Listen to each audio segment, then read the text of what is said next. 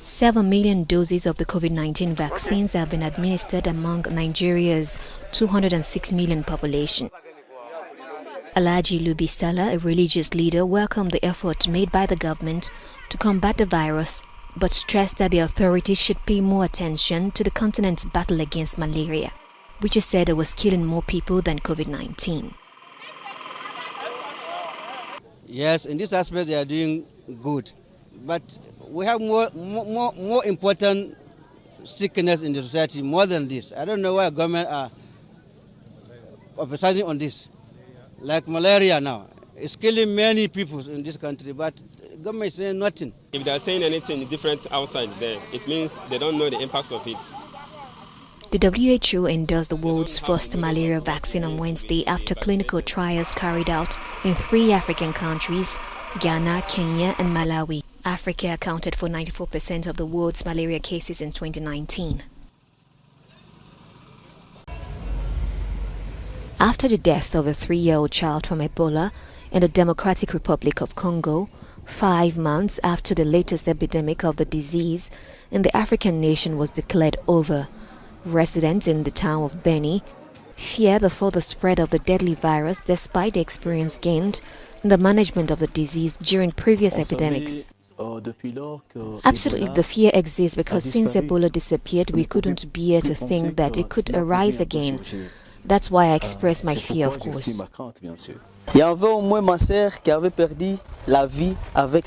My sister lost her life in this disease, which is why I also had the vaccine, and I'm among those who are raising awareness about the prevention of this disease. The disease had reappeared in February in an area in North Kivu between August 2018 and June 2020.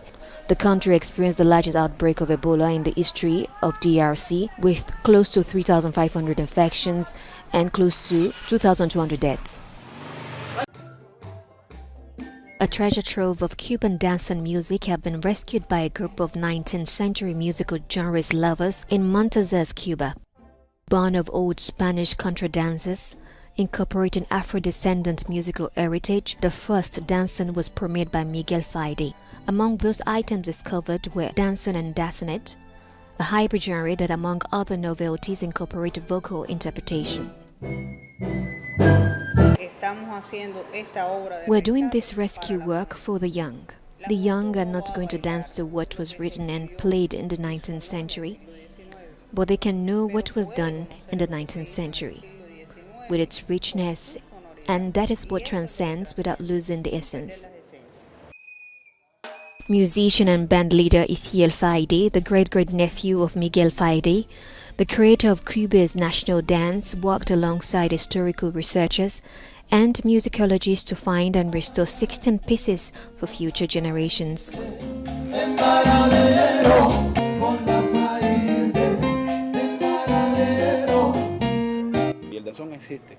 The danzón exists. I can tell you that it is one of Cuba's genres that had lasted the longest in time. 150 years of existence, and the danzón is still alive, and not just in the media. 4 of the recovered original musical scores have been resurrected and recorded by the orchestra on the new CD Joyas Inhabitants. The contemporary sound, that meticulous work that was done for the arrangement to try to make it sound like 19th century when it was made and others in the beginning of 20th century, but bringing it up to date, I'm happy. The precursor of other typically Cuban music such as the mambo or the cha-cha, danzón also spread to the Dominican Republic and Mexico, where it remains very popular today. Morocco's King Mohammed VI urges the country's new parliament to defend the country's sovereignty and stand up to threats amid challenges and risks in the region. He did not specify the threat or their source, but the North African kingdom has been locked in deepening crisis with neighboring Algeria, which in August cut diplomatic ties following mounting tensions over Western Sahara. This legislature begins at a time when Morocco is entering a new phase that requires efforts around strategic priorities in order to continue the development process and face foreign challenges. We emphasize the necessary consolidation of the place occupied by Morocco and the impressive defense of the higher interests, and particularly in the present situation. The king has extensive power and the final say on strategic decisions, even though he ceded some of his prerogatives in a new constitution adopted in 2011. 32 victims, including 8 children, have been identified through preliminary investigations on the sexual exploitation and abuse allegations concerning the Gabonese contingent in the Central African Republic under the UN flag. Incidents allegedly took place at various points in time from 2014 up until this year, 2021. Ensuring victims' well-being and assistance is our utmost priority. All identified victims have been referred to UN for assistance according to our protocols. The UN mission and the senior victim rights officer are on site assisting with the investigation, ensuring the victims' rights or dignity are upheld.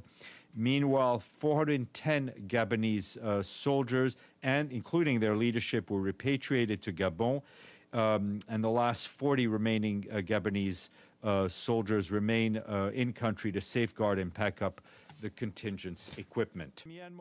The allegations involve a total of 51 alleged perpetrators, the identities of whom are still unknown pending the results of the investigation.